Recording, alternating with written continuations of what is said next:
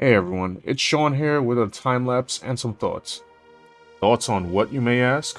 Well, this isn't going to be a review on HBO's Velma, because there isn't any point in reviewing that show anymore. At least there's nothing that I can say that hasn't already been said by YouTubers, critics, and people on social media.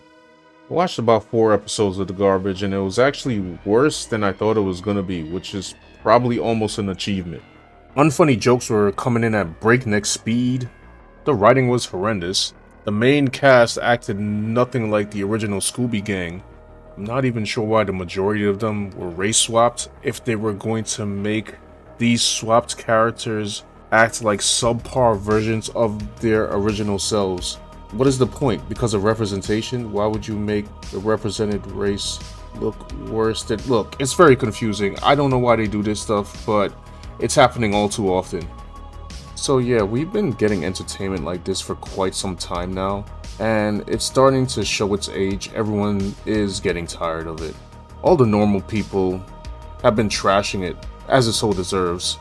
And now, the mainstream media critics can't even stand it. You can see it in all the new reviews. Stuff like The Witcher Blood Origin and Velma come straight out of the gate with bad reviews. You have your She-Hulks, you have your Resident Evil Netflix versions, you have your Rings of Powers out there. Yeah, I think this is pretty much coming to an end.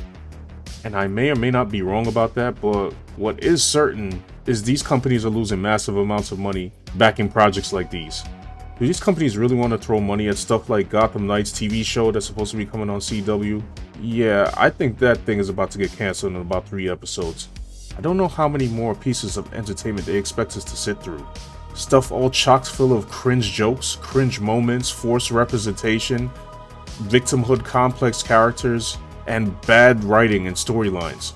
Hard to get any creative inspiration out there when most forms of entertainment nowadays seem to be anywhere from cringeworthy to horrendous, with a few gems sprinkled here and there.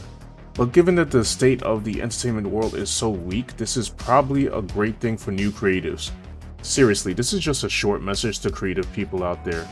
If you were in the middle of a creative project, or you were thinking about getting into one, but everything just seemed like it was kind of daunting to you, because you didn't know who to reach out to, whether it be studios, music producers, comic book companies. There's a lot of things now that you can really just do yourself. There's so many ways to just get out there and fund your own projects now, whether it be making comic books like me and my boy Dan are doing, making music, heck, doing your own indie video games, doing movies, doing short videos. Some of the most exciting stuff I've seen is coming out of indie markets. Just on Twitter alone, I've seen so many cool new projects start up, from new music to listen to, new comic books being produced, and new games in development that I definitely want to play off the indie market. I no longer have to subject myself to games with cringe dialogue, bad storylines, bad gameplay, or a bunch of items hidden behind a paywall. I don't have to subject myself to mainstream comic books, odd storylines and character changes that are doing nothing to entertain us. And neither do you.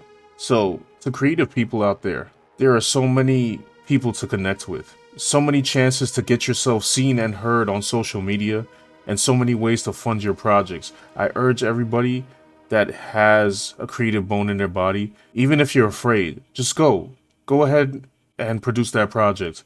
Go ahead and take that chance, that risk, because you never know if you're sitting on gold.